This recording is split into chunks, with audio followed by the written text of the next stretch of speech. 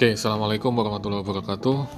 Teman-teman sekalian, sekarang kita masuk ke materi sesi yang ke-9, yaitu tentang ERP, MRP, dan Short Term Scheduling. Ini materinya agak cukup padat, karena pada dasarnya adalah gabungan dari beberapa chapter yang berbeda, tapi nanti coba kita bahas atau kita singgung hal-hal yang penting. Yang pertama dulu terkait dengan MRP dan ERP, pada dasarnya di sini adalah merupakan kelanjutan dari aggregate plan yang kita sudah bahas di sesi sebelumnya. Nah, di MRP ini kita membahas secara lebih spesifik dari aggregate planning yang sudah kita tentukan. Misalnya kemarin kita sudah menentukan bulan Januari kita akan menghasilkan 100.000 item, bulan Februari kita akan menghasilkan 120.000 item, dan seterusnya. Maka di bagian ini kita akan breakdown lebih detail lagi, karena sebuah item atau sebuah produk itu pada dasarnya terdiri dari beragam komponen yang berbeda-beda. Kemudian dari masing-masing komponen itu mungkin ada yang kita buat sendiri, kemudian ada juga yang kita beli dari pihak lain dan lain sebagainya. Ada yang siap pada saat ini juga, ada yang masuk dalam inventory kita, ada juga yang kita harus pesan dan butuh waktu dan seterusnya.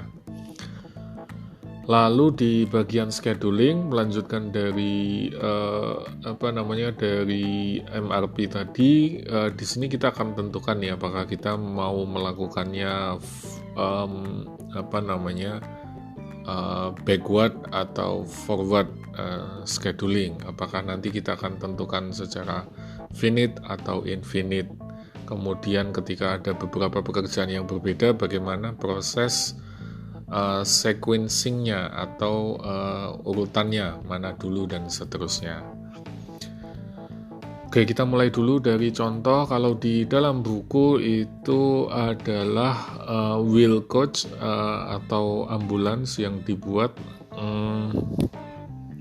walaupun ambulans itu terlihat sederhana ya, hanya sebuah mobil gitu ya, tapi kalau di breakdown ternyata ada 18.000 inventory item, 6.000 diantaranya diproduksi sendiri, 12.000 diantaranya dibeli dari pihak lain.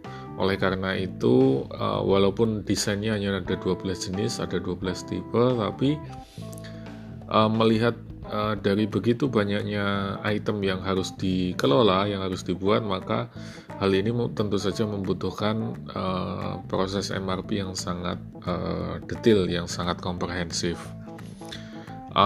Di sini kita perlu menentukan atau memastikan bahwa material itu tersedia.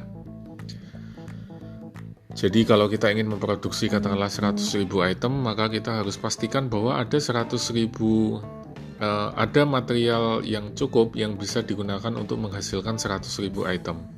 Kemudian rencana-rencana yang ada harus dieksekusi sebagaimana mestinya. Lalu kita harus meminimumkan investment atau cost yang dikeluarkan untuk inventory, tapi di sisi lain kita juga harus memastikan bahwa kualitas produk yang kita miliki juga tetap punya standar yang bagus. Itu tantangannya.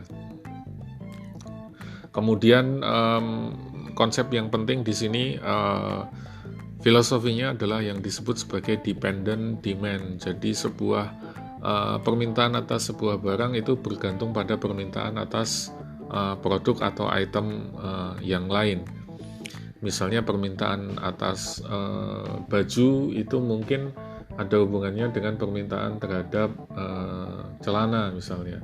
Tapi ketika kita breakdown lebih detail, permintaan atas sebuah baju itu di dalamnya ada kain, kemudian ada benang, kemudian ada kancing baju, kemudian ada label, kemudian ada aksesoris yang lain dan seterusnya, dan itu saling berkaitan antara satu dengan yang lain. Oleh karena itu pada saat kita merencanakan, misalnya kita akan memproduksi 100.000 baju pada bulan Januari, maka kita harus tentukan nih berapa banyak kancing yang harus kita siapkan, berapa banyak benang yang harus kita siapkan warnanya seperti apa, ukurannya seperti apa, kemudian berapa banyak kain yang dibutuhkan, berapa lembar, jenisnya seperti apa, kualitasnya seperti apa, dan seterusnya. Semua itu harus disiapkan dengan baik karena sekali lagi permintaan atas suatu barang atau suatu item itu tergantung pada item yang lain. Kemudian MRP itu digunakan untuk menjawab masalah ini. MRP itu punya banyak keuntungan karena bisa membantu kita untuk merespon customer order dengan lebih baik.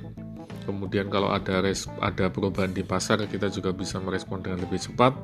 Kita juga bisa memastikan bahwa utilisasi sumber daya yang kita miliki bisa dimaksimalkan dan inventory levelnya juga bisa kita tekan. Kemudian kita butuh, untuk bisa menjalankan MRP tadi, kita butuh MPS atau Master Production Schedule, kemudian kita butuh Bill of Material yang menjelaskan detail teknis atas item yang kita buat, kemudian ketersediaan inventory, lalu purchase order outstanding, kita sudah pesan berapa banyak itemnya apa saja, lalu lead times, berapa lama waktu yang diperlukan untuk memproduksi atau membeli item-item tersebut. Kemudian semua itu nanti akan dirangkum dalam yang disebut sebagai Master Production Schedule atau MPS. MPS ini menjelaskan atau menentukan apa yang akan diproduksi dan kapan. Kemudian hal ini harus sejalan dengan tadi kemarin aggregate plan yang sudah kita tentukan. Lalu kita juga harus mengaitkan atau mempertimbangkan rencana keuangan, kemudian market demand, kemudian masalah teknis, engineering, ketersediaan sumber daya, dan lain-lain. Kemudian harus detail ya teman-teman sekalian, jadi harus menjelaskan dari proses planning sampai execution. Kemudian semua harus dipastikan bahwa segala sesuatunya itu visible atau punya kelayakan. Kemudian harus spesifik. Lalu rentang waktunya harus reasonable, harus make sense, tidak terlalu panjang, tidak terlalu pendek, dan lain sebagainya. Kemudian ada kalanya mungkin akan di freeze dulu, dibekukan dulu. MPS ini juga sifatnya rolling, jadi 1 bulan selesai, nanti bulan berikutnya jalan lagi, begitu seterusnya. Kemudian MPS ini bukan merupakan forecasting atau prediksi. Ya, prediksi itu sudah kita bahas pada saat kita membuat agregat demand. Jadi kalau di MPS ini sudah ketemu angkanya, lalu kita breakdown ke dalam item-item yang lebih detail. Dulu di agregat planning kita sudah membahas tentang sales and operation planning, lalu sekarang kita masuk ke MPS, Master Production Schedule, yang nantinya akan diturunkan dalam bentuk material requirements planning, kemudian dilanjutkan dengan scheduling. Lalu, ini yang akan menjadi pokok pembahasan pada sesi kali ini, bagaimana caranya kita membuat Master Production Schedule, lalu bagaimana kita turunkan itu ke dalam material requirements planning, MRP. Lalu setelah itu nanti kita tuangkan ke dalam scheduling yang lebih detail dan spesifik. Misalnya ini adalah agregat planningnya. Jadi bulan Januari kita akan memproduksi 1.500 item. Bulan Februari kita akan memproduksi 1.200 item. Lalu di Master Production Schedule kita akan breakdown nih. Minggu pertama kita produksi berapa, minggu kedua produksi berapa, minggu ketiga produksi apa, dan seterusnya. Lalu kita breakdown juga ke dalam jenis atau tipe. Kalau di contoh ini ada yang tipe 75 watt, ada yang tipe 150 watt, ada yang tipe 240 watt. Jadi spesifik ya teman-teman sekalian, dari 1.500 itu kita turunkan lagi detailnya, size-nya atau tipenya atau serinya, kemudian dibagi dalam kurun waktu yang lebih spesifik, minggu pertama, minggu kedua, dan seterusnya. Kemudian di dalamnya nanti harus mencangkup nih, kita harus mempertimbangkan bills of material. Bills of material itu adalah daftar komponen, dulu sudah pernah disinggung ya, atau apa saja bahan pembuat untuk menghasilkan sebuah produk. Bentuknya seperti pohon begini, jadi Kalau kita ingin memproduksi amplifier A, kita butuh komponen B dan C. Kita butuh 2 komponen B dan 3 komponen C. Nah, untuk menghasilkan 1 komponen B, kita butuh 2 komponen D dan 2 komponen E. Di sisi yang lain, kalau kita ingin memproduksi 1 komponen C, berarti kita butuh 2 komponen E dan 2 komponen F. Kemudian masing-masing komponen F kita butuh 1 komponen G dan 2 komponen D. Jadi bisa dilihat di sini untuk menghasilkan 1 komponen A berarti kita butuh di sebelah kiri 2 komponen D dikalikan 2 berarti 4. Kemudian di sebelah kanan 2 komponen D dikalikan 2, 4 dikalikan dengan 3, 6, 6 tambah 4, 10. Jadi untuk memproduksi 1 komponen A kita butuh 10 komponen D. Begitu juga untuk komponen B, E, B, C, D, E, F, dan seterusnya. Nanti Anda bisa coba hitung sendiri. Intinya adalah kita coba breakdown dengan lebih detail, kemudian kita urut nih, kita buat urutannya secara lebih runtut, item-item apa saja yang dibutuhkan dan berapa banyak. Ini tadi contohnya yang saya sampaikan, kalau kita ingin menghasilkan 50 item berarti kita butuh 2 item B dikalikan dengan 50 berarti 100.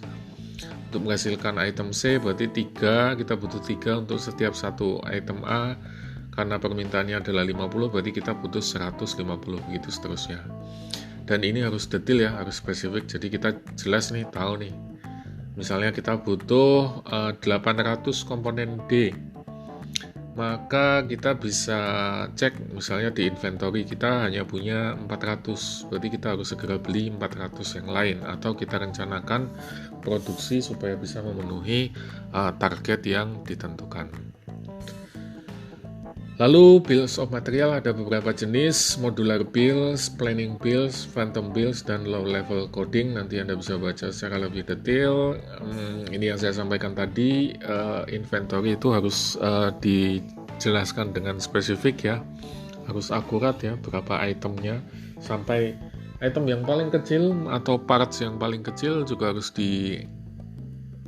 disebutkan angkanya dengan detail, karena kalau ini tidak akurat maka MRP juga akan menjadi tidak relevan. Kemudian tadi purchase order outstanding, karena beberapa item mungkin kita beli dari pihak lain, maka kita juga harus cek nih, kita sudah pesan berapa, kapan pesanan itu akan dikirim ke kita, butuh berapa lama, dan seterusnya. Semuanya harus diinformasikan dengan jelas dan transparan. Kemudian lead times itu adalah waktu yang dibutuhkan untuk membeli atau memproduksi atau merakit sebuah item. Karena masing-masing item itu kan bentuknya berbeda ya, teknisnya juga berbeda, sehingga waktu yang digunakan untuk menghasilkan juga berbeda. Misalnya item A butuh waktu 1 minggu, tapi item B butuh 2 minggu, item F butuh 3 minggu, dan seterusnya. Dan ini semua harus kita pertimbangkan pada saat kita menyusun MRP dan MBS. Kemudian, nah ini tadi menyambung soal lead time. Dari sini kalau kita urutkan, maka kita akan bisa mendapatkan estimasi yang komprehensif. Jadi asumsinya kalau semua berjalan dengan baik, tidak ada yang gagal atau tertunda, maka untuk menghasilkan 1 item A kita butuh waktu total 8 minggu. Kemudian semua tentu saja bisa dimanfaatkan atau dikelola dengan baik dengan menggunakan sistem informasi atau material requirements planning program. Dia akan mengkombinasikan beberapa macam data dari bill of material, kemudian lead times, kemudian inventory data, purchasing data, dan seterusnya, dan nanti akan dihasilkan di generate report yang bermacam-macam. Bisa berupa purchase advice, MRP report, plan order report, exception report, dan seterusnya. Lalu konsep yang harus diperhatikan lagi adalah yang disebut sebagai gross requirement plan dan net requirement plan. Kelihatannya kompleks ya, tapi perbedaannya adalah gross ini kebutuhan umum, total, keseluruhan, sementara yang net itu adalah kebutuhan kita yang dikurangi dengan inventory. Jadi net requirement plan adalah gross requirement plan atau total kebutuhan ditambah dengan alokasi dikurangi dengan available inventory. Inventory yang tersedia itu adalah net requirements yang kita butuhkan. Kemudian nanti MRP bisa dituangkan dalam bentuk sheet seperti ini, kertas kerja semacam ini. Kemudian juga di beberapa beberapa jenis atau sektor mungkin kita butuh safety stock ya. Karena mengasumsikan proses produksi mungkin tidak berjalan dengan baik, mungkin ada macet, ada hambatan, atau ada fluktuasi dan lain-lain, sehingga kita butuh cadangan nih. Cadangan ini yang kemudian disebut sebagai safety stock. Nah, menentukan safety stock juga harus hati-hati, umumnya harus diminimalkan sedemikian rupa dan syukur-syukur bisa dieliminasi, dihilangkan. Karena kita ingin mengejar yang namanya zero inventory kan, lean inventory. Kemudian MRP sendiri juga sifatnya dinamis, tetapi yang perlu diperhatikan di sini adalah bahwa kita tidak boleh melakukan perubahan yang terlalu sering. Karena kalau terlalu sering nanti akan menciptakan sistem nervousness atau sistemnya terlalu gugup ya, karena terlalu banyak perubahan. Kemudian MRP juga punya keterbatasan karena dia tidak merencanakan scheduling secara detail. Nanti scheduling akan kita bahas di tahap selanjutnya. Lalu MRP ini akan sangat cocok kalau kita strateginya yang dulu sudah kita bahas adalah strategi product focus dan sifatnya repetitif. Lalu dia juga membutuhkan lead time yang fix, karena kalau lead time-nya berubah-ubah maka MRP-nya juga akan kacau perhitungannya. Kemudian lot sizing itu adalah penentuan berapa banyak yang akan kita produksi dalam satu batch, dalam satu lot gitu ya.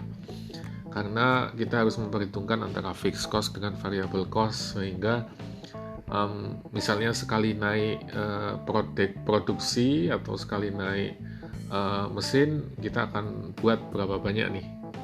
Karena di dalamnya kita harus menghitung cost, biaya-biaya, kemudian waktu dan lain sebagainya. Nah, nanti kita akan bahas pada saat kita mendiskusikan tentang inventory, beberapa model misalnya economic order quantity EOQ, kemudian periodic order quantity POQ, kemudian dynamic lot sizing dan seterusnya, nanti kita akan bahas di sana. Tapi intinya adalah lot sizing ini tentang bagaimana kita menentukan proses produksi ini akan kita bagi dalam beberapa batch seperti apa gitu, berapa banyak untuk masing-masing batch. Sekali lagi, kalau dilakukan secara perhitungan secara matematis ya mungkin nggak terlalu sulit, tetapi pada prakteknya ini akan menjadi cukup tricky, karena bisa sekali banyak perubahan, tiba-tiba customer minta tambahan misalnya, atau kemudian demand di pasar berubah, atau suppliernya tiba-tiba mogok dan lain-lain, sehingga berapa besarnya lot yang akan kita tentukan ini juga bisa jadi berubah-ubah. Lalu MRP tadi adalah salah satu contoh yang sederhana kan, tetapi kelanjutannya dikembangkan lagi yang disebut sebagai MRP 2, kemudian ada juga closed loop MRP dan capacity planning. MRP 2 itu sama dengan MRP, tetapi dia juga menambahkan informasi tentang scrap atau sisa, kemudian waste, limbahnya, effluent, atau sisa-sisa tadi, kemudian dampak-dampak atau yang tidak diharapkan dari proses produksi. Dan MRP ini lebih komprehensif, lebih relevan, kaitannya juga dengan sustainability, keberlanjutan lingkungan, karena di sini nanti kita bisa mendapatkan informasi yang komprehensif terkait dengan purchasing, kemudian juga bisa dimanfaatkan untuk scheduling lebih lanjut, capacity planning, warehouse management, dan seterusnya. Sebagai contoh teman-teman sekalian, kalau di sini kita di MRP ini umumnya kita hanya fokus pada berapa banyak sih kita membuat komputer, kemudian PC board dan lain sebagainya. Tapi kalau di MRP2 kita juga hitung berapa tenaga kerja yang dibutuhkan, berapa jam mesin itu bekerja, kemudian emisi greenhouse-nya, kemudian scrap-nya, sisanya, kemudian kalau ada payables dan lain-lain, semuanya dihitung dengan lebih spesifik. Itu tadi contoh MRP2. Kemudian closed loop itu sistem MRP tidak linear A, B, C, D, E sampai Z, tetapi A, B, C, D, E, F, G sampai Z, kemudian balik lagi ke A, B, C, D, E, F, G, dan seterusnya sampai balik lagi ke A, dan seterusnya. Kenapa ini dilakukan? Karena kita ingin membuat semacam sebuah sistem yang sifatnya iteratif. Kita ingin membuat perhitungan capacity dengan menyusun priority management yang sesuai. Jadi proses planning dan execution itu dilakukan secara kontinu, menyesuaikan dengan perubahan lingkungan, dengan perubahan di internal perusahaan dan lain sebagainya, sehingga sifatnya closed loop. Lalu dari sana kita juga bisa menghasilkan yang disebut sebagai capacity planning. Jadi MRP ini nanti akan menghasilkan atau memberikan informasi tentang resource requirement, apakah terlalu rendah atau terlalu tinggi dan seterusnya, kemudian mana yang bisa ditingkatkan, mana yang bisa diperbaiki, apakah kita bisa melakukan smoothing dan lain sebagainya. Informasi-informasi tadi bisa kita manfaatkan untuk menyusun aggregate planning atau sales and operation planning di periode berikutnya. Lalu sekali lagi di operation itu kita suka sekali dengan yang namanya standarisasi ya, maka kita juga suka dengan yang namanya smoothing. Smoothing itu kita ingin ya proses produksi bersifat stabil, tidak bergejolak, tidak fluktuatif. Dan smoothing ini melembutkan ini atau meminimumkan fluktuasi ini bisa dilakukan dengan berbagai cara, misalnya overlapping, kemudian operations splitting, atau yang ketiga adalah order atau lot splitting. Ini adalah contoh order splitting, misalnya kita punya sejumlah kapasitas, kita punya sejumlah permintaan, kemudian order tadi kita breakdown ke dalam beberapa jam yang berbeda-beda. Tujuannya adalah supaya smooth ya, karena ordernya kan fluktuasi 10, 14, 13 dan seterusnya, tapi kita ingin proses produksinya berjalan stabil. Jadi kita tentukan misalnya pada hari pertama 12, hari kedua 12 lagi, hari ketiga naik sedikit saja 13, kemudian hari 4 dan 5 12. Jadi smooth gitu, tidak terlalu banyak fluktuasi. Ini tadi contoh order splitting, kita tentukan regionnya di angka 12 labor hours setiap harinya supaya bisa memenuhi permintaan di pasar, tetapi juga tidak ada lonjakan yang berarti, jadi tetap smooth. Lalu MRP tadi juga bisa diterapkan di sektor jasa ya teman-teman sekalian, bisa dipakai di restoran, di rumah sakit, juga di hotel. MRP juga bisa digunakan misalnya untuk kalau di contoh restoran ini kita ingin membuat cheeseburger gitu, kita bisa breakdown ke dalam product structure. Ini mirip seperti bill of material tadi. Jadi untuk menghasilkan satu buah burger kita butuh chicken, kita butuh sauce, kita butuh crumbles, kita butuh macaroni, kita butuh cheese, kita butuh milk dan lain sebagainya. Kemudian di bill of materialnya nanti juga disusun dengan spesifik semacam ini.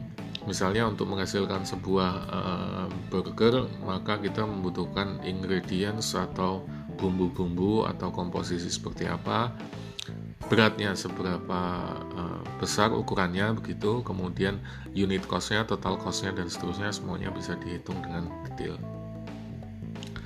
Lalu kita juga bisa memanfaatkan yang disebut sebagai DRP atau Distribution Resource Planning. Intinya adalah bagaimana kita memanfaatkan tadi konsep MRP, tapi tidak hanya internal perusahaan ya, tetapi di sepanjang supply chain kita. Jadi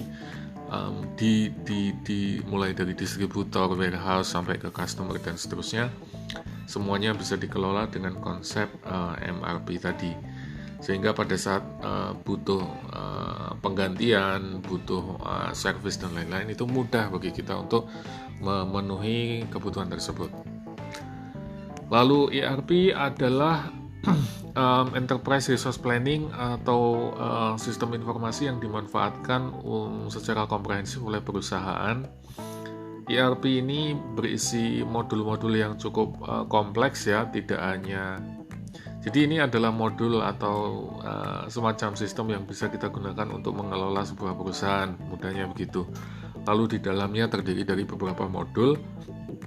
Ada modul production, MRP tadi, ada modul finance, kemudian ada modul SDM, supply chain, customer relationship management, dan seterusnya. ERP ini punya beberapa jenis, misalnya yang paling besar SAP, kemudian ada juga Oracle. Masing-masing punya segmen yang berbeda ya. Misalnya SAP untuk perbankan, mereka punya sendiri. Kemudian SAP untuk retail mereka juga punya sendiri.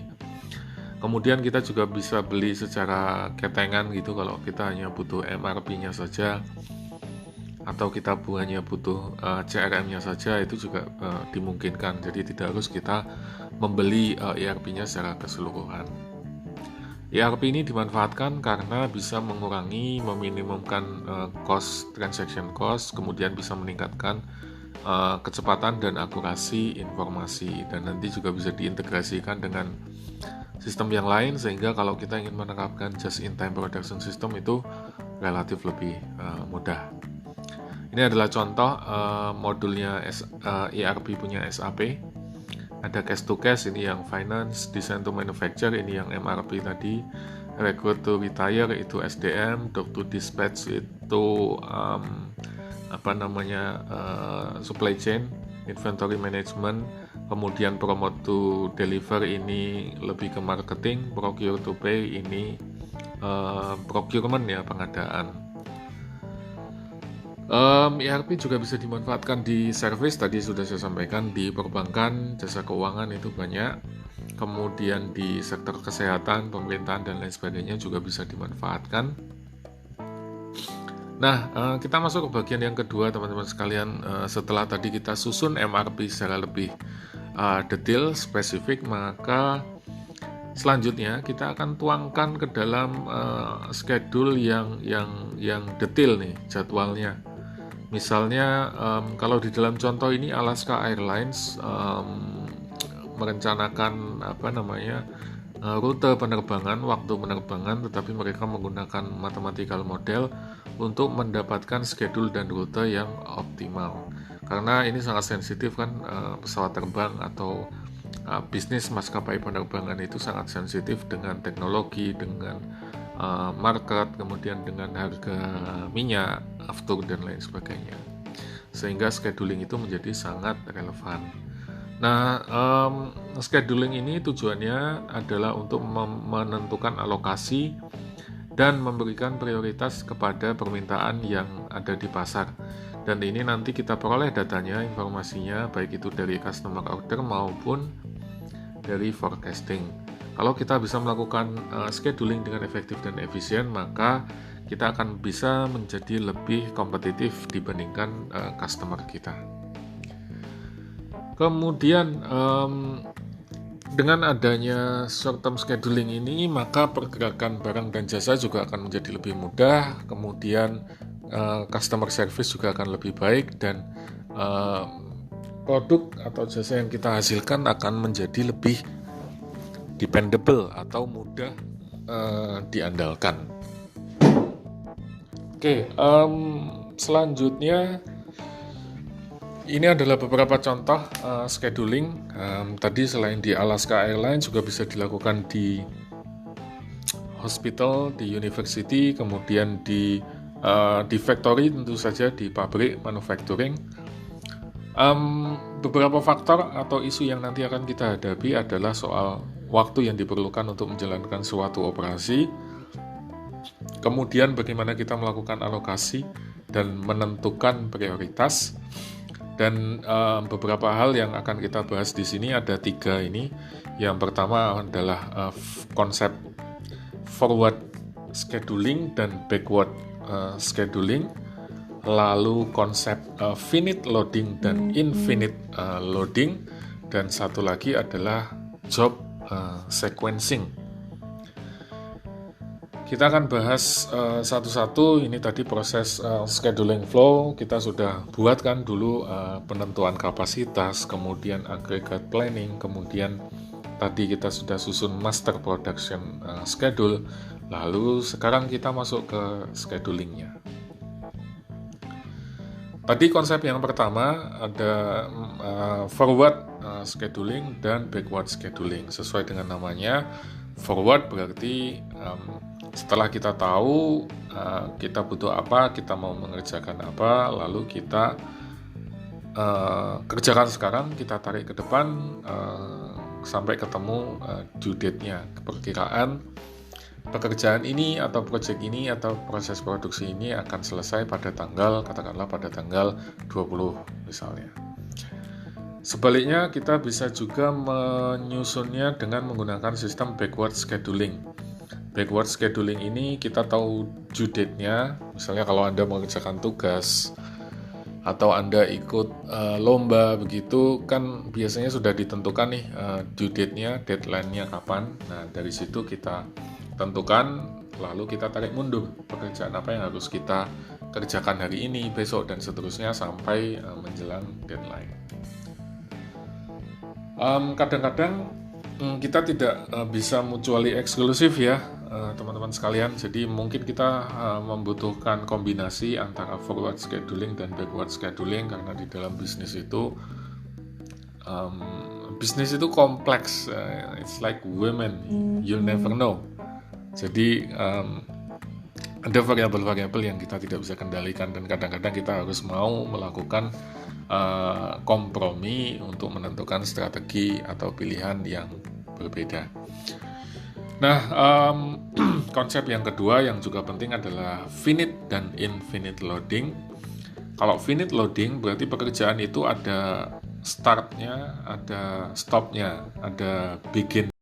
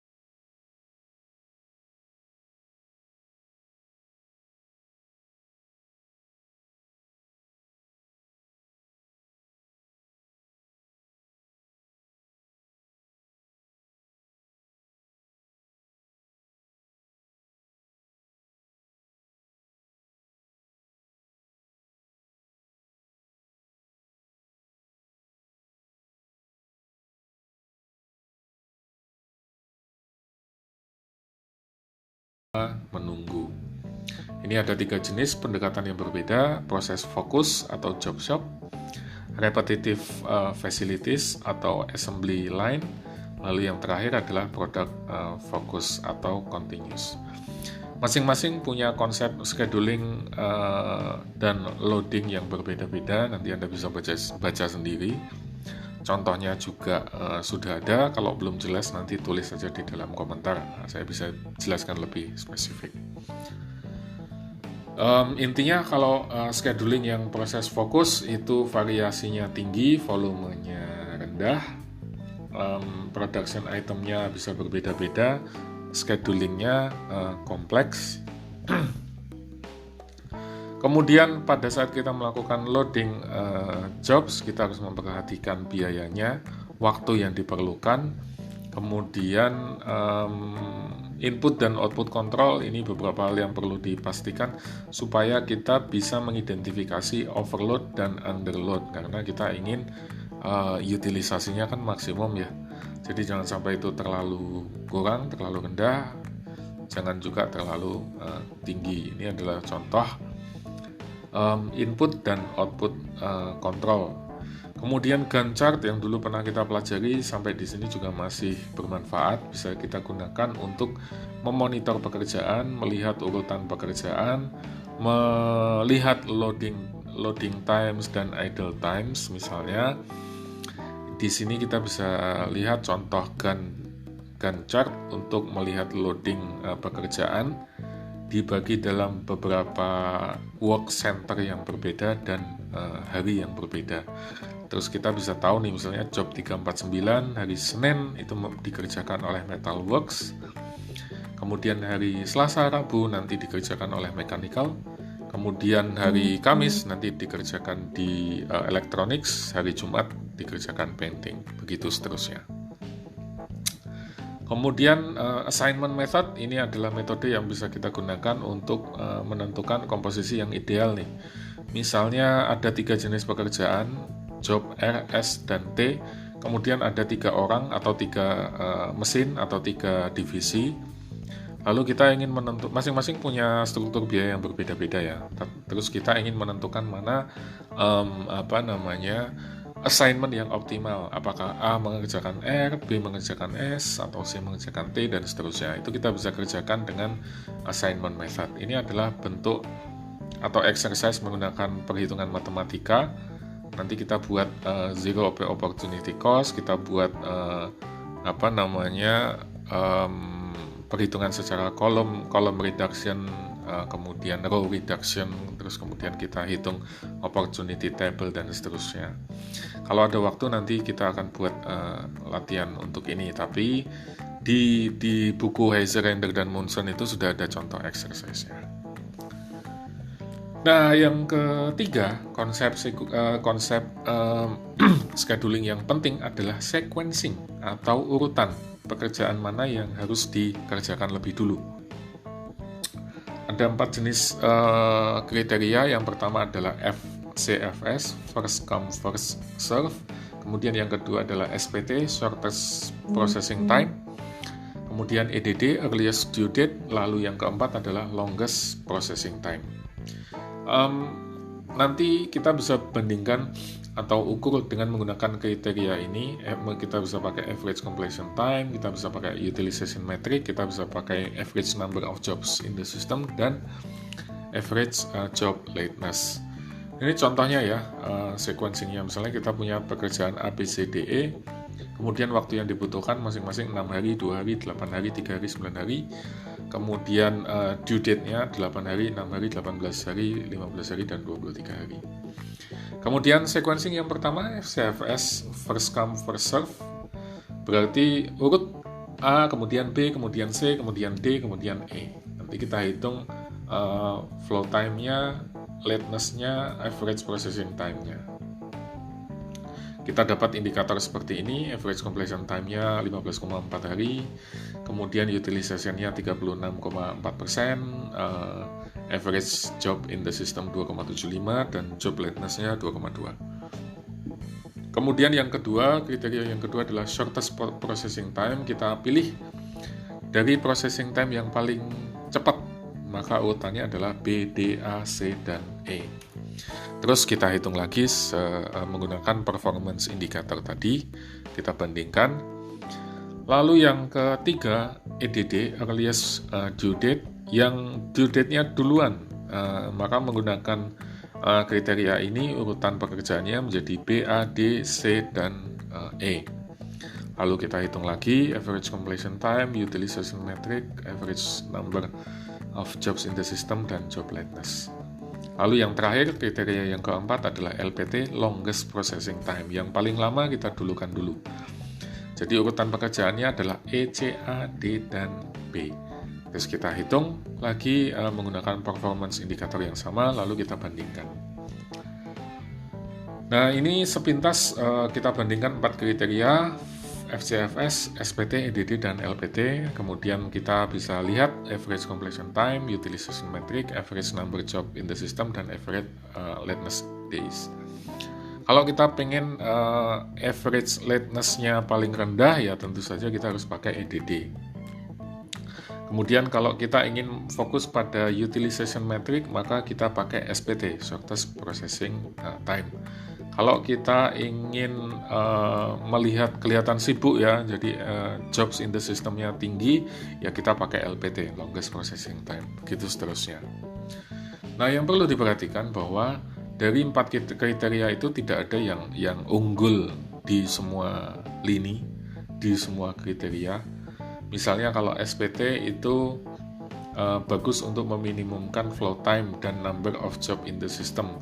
Tapi SPT itu bisa membuat customer tidak happy. EDD itu bisa meminimumkan keterlambatan. Tapi yang paling disukai customer adalah FCFS, first come first serve, karena dianggap lebih fair walaupun tidak terlalu bagus di beberapa indikator yang berbeda. Nah, itu adalah beberapa hal yang perlu diperhatikan ketika kita membahas tentang scheduling. Satu lagi mungkin yang perlu diperhatikan adalah critical ratio. Critical ratio ini adalah untuk menentukan, jadi ini adalah indeks yang kita gunakan untuk melihat apakah pekerjaan ini bisa selesai tepat pada waktunya atau tidak. Ini adalah beberapa contoh.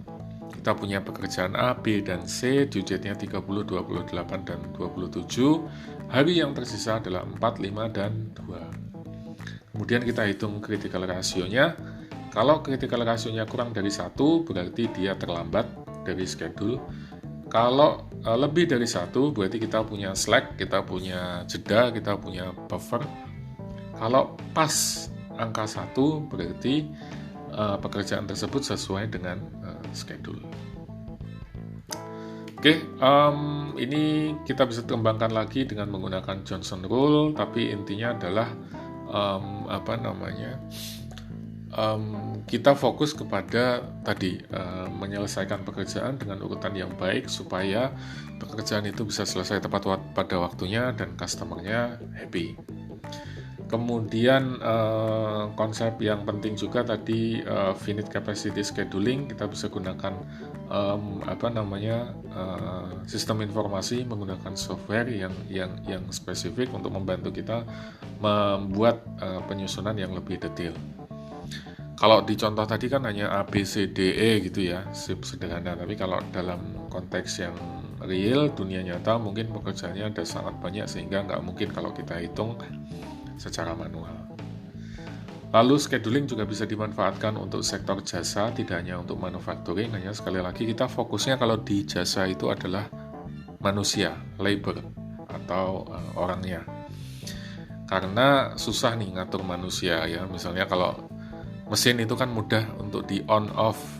Tapi kalau manusia, kalau misalnya kamu besok lembur ya, nggak semua orang bisa bersedia melakukan itu gitu. Kemudian kadang-kadang ada yang harus punya tanggungan keluarga, harus jemput anak atau istri dan lain sebagainya. Kemudian ada juga masalah legal, karena kita tidak bisa dengan mudah merekrut karyawan, memberhentikan karyawan. Lalu masalah sosial, behavioral juga penting. Ini kaitannya misalnya kita punya kultur, kita punya agama, kita punya hari libur dan lain sebagainya, dan itu membuat scheduling menjadi sulit. Nggak seperti kalau kita melakukan scheduling terhadap mesin. Ini beberapa contoh scheduling yang dilakukan di beberapa sektor jasa. Kemudian tadi ya cukup susah untuk mengatur scheduling di sektor jasa karena kita ingin membuat semua orang happy, tapi pada kenyataannya susah sekali untuk mengelola pekerja kita karena mereka bukan mesin yang bisa kita on off kan semau kita. Oke, mungkin itu dulu pembahasan sesi yang ke-9 ini. Mohon maaf kalau mungkin penjelasannya agak agak terburu-buru gitu ya, karena baterainya sudah hampir habis. Tapi terima kasih sudah menyimak. Kalau ada pertanyaan nanti silahkan ditinggalkan di kolom komentar. Terima kasih banyak. Saya Ari. Assalamualaikum warahmatullahi wabarakatuh.